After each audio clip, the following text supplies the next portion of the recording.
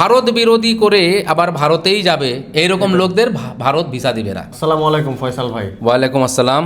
কেমন আছেন ভাই? জি, এই তো আমি আলহামদুলিল্লাহ ভালো আছি। আচ্ছা, আজকে আপনার সাথে অনেক কষ্ট করে আমাদের অফিসে এসেছেন, এর জন্য আপনাকে অনেক বেশি ধন্যবাদ।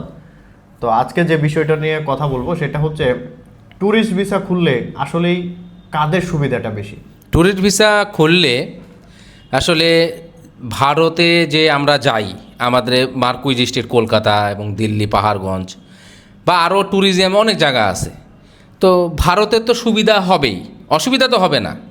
বাংলাদেশিরা ওখানে যে ডলার খরচ করতেছে, তো সেটা তো ভারতের রেমিটেন্স বাড়তেছে, কিন্তু তাই বলে তারা যে একদম এখন ক্ষতিগ্রস্ত হয়েছে তা না।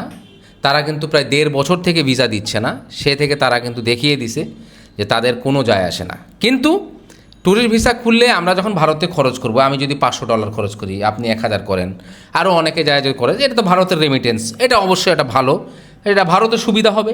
প্লাস যারা বাংলাদেশিদেরকে টার্গেট করে হোটেল ব্যবসা করতেছে, মার্কুইজ স্ট্রিটে যারা করে, এবং হায়দ্রাবাদ, চেন্নাই এবং যত ট্যুরিস্ট প্লেস দিল্লি টিল্লি আছে, তারা লাভবান হবে যারা বাংলাদেশে টার্গেট করে। কাশ্মীর রয়েছে, হ্যাঁ, আর যারা বর্ডারে, স্পেশালি বর্ডারের কথা বলি, সীমান্ত এরিয়া, বেনাপোল, হরিদাসপুর, তারপরে হচ্ছে যে হিলিট, যত যা আছে, মানে মানুষের প্যাসেঞ্জার যাত্রী, পাসপোর্ট যাত্রীর আসা যাওয়া, এই বর্ডার সংলগ্ন সবাই মানে লাভবান হবে। বাংলাদেশিরা ওখানে যায় ঘুরতে, তো আসলে লাভবানটা কারা হবে? যে বর্ডারে মানি এক্সচেঞ্জরা, তারা লাভবান হবে, এবং বাংলাদেশিদেরকে টার্গেট করে যারা ভারতবর্ষে ব্যবসা খুলছে তাদের লাভবান, তাদের সুবিধা হবে। এই হচ্ছে সুবিধা।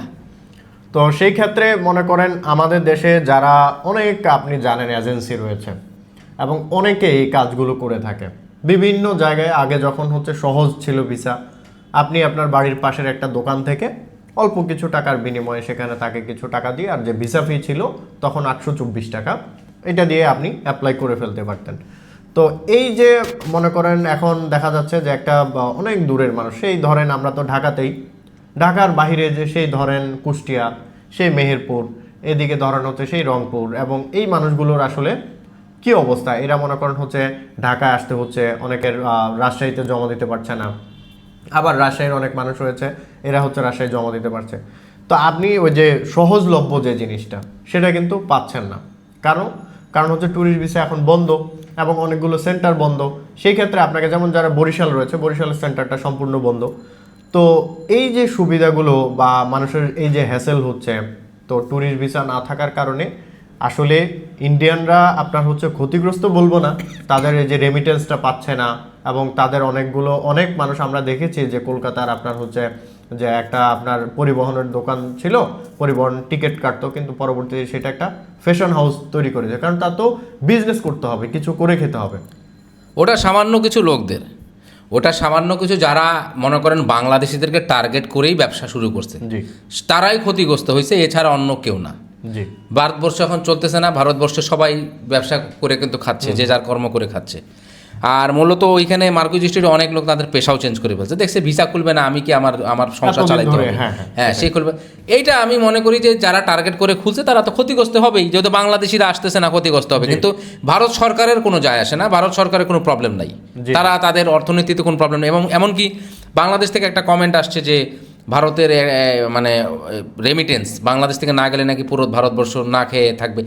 দ্যাটস ইজ টোটালি রাবিশ, একটাবার রাবিশ। এটা আমি মনে করছি ওই স্টুডেন্টটা কে ছিল আমি জানি না, ঢাকা বিশ্ববিদ্যালয়ের কেউ হবে, তো ঢাকা বিশ্ববিদ্যালয়ের স্টুডেন্ট ছিল মনে হয়, ওই যে বলে কমেন্টটা করেছিল। তো আমি বলবো এশিয়ার মধ্যে 100টা ইউনিভার্সিটির মধ্যে ঢাকা বিশ্ববিদ্যালয়ের নাম নাই, তো সে আর কি পড়া স্টুডেন্ট হবে, সে আর কি, এই ধরনের মন্তব্য হলো একটা উগ্রবাদী মন্তব্য। তো এইটাই আমি বলবো যে ভারত সরকারের তেমন কোনো যায় আসে না। 1.5 বছরে আমরা দেখলাম একটা কথা, আর একটা বলি আমি, চায়না করোনার সময় থেকে ভারত কিন্তু চায়নাদের ট্যুরিস্ট ভিসা দেয় না। 5 বছর পর 2025 সালে শেষ খুললো, তাতে ভারতের কি হলো? জি, কিছুই হয় নাই। চায়নাতে আপনার হচ্ছে যারা বাংলা, অনেকেই বলে যে মেডিকেল ভিসা আমরা চায়নাতে করব, ঠিক আছে, বা যারা এই ধরনের কথাবার্তাগুলো বলে, আসলেই কি একজন মানুষের পক্ষে সম্ভব? ওরা হলো এক কথায় দুর্নীতি, মানে ওরা হচ্ছে লুট, দেখবেন যে ওদের টাকা হালাল না, সবার প্রথম ওদের টাকা হালাল না, ওরা হলো আপনার বিভিন্ন দেখবেন বিভিন্ন লুট করে খাইছে, মানুষের পকেট মেরে খাইছে, এর গলা কেটে খাইছে, এই ধরনের লোকদের টাকা হারামের টাকা। আর হারামের টাকা আমি সিঙ্গাপুরে যাও চিকিৎসা করতে পারি, সমস্যা কি? কোনো সমস্যা নেই। গরিব মানুষ যারা আছে, মধ্যবর্তী যারা আছে, তারা ভারতেই চিকিৎসা করতে যাবে কম টাকার মধ্যে। যারা চোর বাটপার তারা বলবে এই কথা, কারণ চোর বাট যারা আসলে মানে এটা আমি কি বলবো, যারা এই ভারতকে ইগনোর করে যারা চায়না যেতে চাচ্ছে, এরা পাকিস্তানের সাপোর্টার আর কি, বা ভারত বিরোধী। এই ধরনের লোকদের মানে আসলে কোনো স্থান নাই সমাজে। যাই হোক, ওরা ওদের মতো থাকুক, আমরা আমাদের মতো থাকি। জি, তো এটা হলো বিষয়। তো আমি আশা করব যে হচ্ছে নির্বাচনের পরে যাতে ট্যুরিস্ট ভিসাটা, দেশের অবস্থান ঠিকঠাক করে, পররাষ্ট্রনীতি সবকিছু ঠিকঠাক করে ট্যুরিস্ট ভিসাটা খুলে দেওয়া। ট্যুরিস্ট ভিসা খুললেও আর একটা কথা মনে রাখবেন, এই ভিডিওতে আমি বলে রাখতেছি, ট্যুরিস্ট ভিসা খুললেও এবার জুটবে না সব ধরনের বাংলাদেশি নাগরিকদের। ভারত বিরোধী করে আবার ভারতেই যাবে এইরকম লোকদের ভারত ভিসা দিবে না। কিভাবে? আপনি নিশ্চয়ই দেখছেন, একটা official news, social media check করা হবে।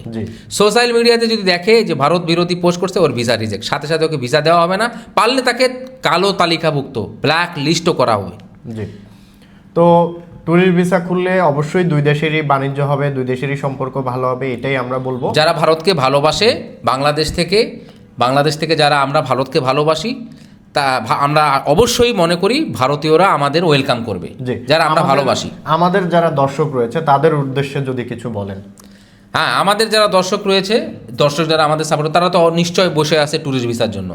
আমি আপনাদের এই একটা খবর দিতে যাচ্ছি, দোয়া করেন সরকার একটা আসুক, আপনারা সুন্দরভাবে বুঝে শুনে ঠান্ডা মাথায় ভোট দেন এবং একটা সরকার পছন্দ করুন, যে সরকার আশা করি ভারতের সাথে সম্পর্ক গড়ে তুলবে, আর সামনে ট্যুরিস্ট ভিসা খুলবে, আবার আমরা সেই ট্যুর করব, সেই সবাই মিলে আমরা আবার ঘুরবো। এটাই আমি বলবো, এর থেকে আর বেশি কিছু বলার নাই আসলে। এখন অগ্রিম যেহেতু 12 তারিখ ইলেকশন, বেশি দিন আর নাই, এখন আর কি আমি অগ্রিম বলবো, তেমন কিছু বলার নেই আর কি। তো আজকের ভিডিও এ পর্যন্তই। ফয়সাল ভাইকে অনেক ধন্যবাদ।